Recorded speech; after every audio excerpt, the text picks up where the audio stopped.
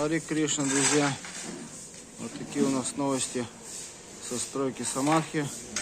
Бхактишаран Санта Госвами Махарадж и Бхактивиданта Дамодар Махарадж.